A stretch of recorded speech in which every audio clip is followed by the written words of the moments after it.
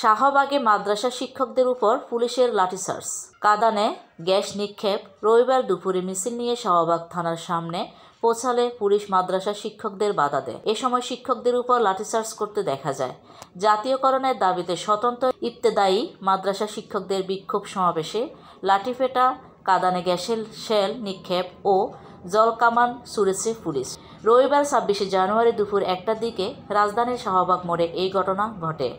প্রত্যক্ষদর্শীরা জানান, ঢাকা বিশ্ববিদ্যালয়ের শিক্ষা ও গবেষণা ইনস্টিটিউটের সুপারিশের আলোকে প্রাথমিক বিদ্যালয়ের মতো স্বতন্ত্র ইবতেদায়ী মাদ্রাসা জাতীয়করণের ঘোষণাসহ ৬ দফা দাবিতে আজ রবিবার সকালে জাতীয় প্রেস ক্লাবের সামনে অবস্থান নেয় স্বতন্ত্র ইবতেদায়ী মাদ্রাসা শিক্ষক ঐক্যজোট। অবস্থান কর্মসূচি থেকে প্রধান উপদেষ্টার কার্যালয় অভিমুখে পদযাত্রা ও স্মারকলিপি দেওয়ার ঘোষণাও দেন তারা।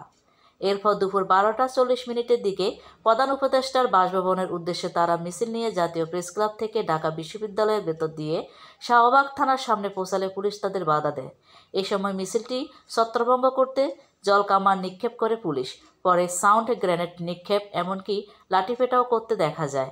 শাহবাগ থানার ভারপ্রাপ্ত কর্মকর্তা ওসি মোহাম্মদ খালিদ জানান, পরিস্থিতি নিয়ন্ত্রণে আনা হয়েছে এবং পরবর্তী অপ্রীতিকর পরিস্থিতি এড়াতে ওই এলাকায় অতিরিক্ত পুলিশ মোতায়েন করা হয়েছে। সূত্রে জানিয়েছে, ৬ দফা দাবিতে গত কয়েকদিন ধরে জাতীয় প্রেস ক্লাবের সামনে অবস্থান কর্মসূচি পালন করছে স্বতন্ত্র ইবতেদায়ী মাদ্রাসা শিক্ষক ঐক্যজোট।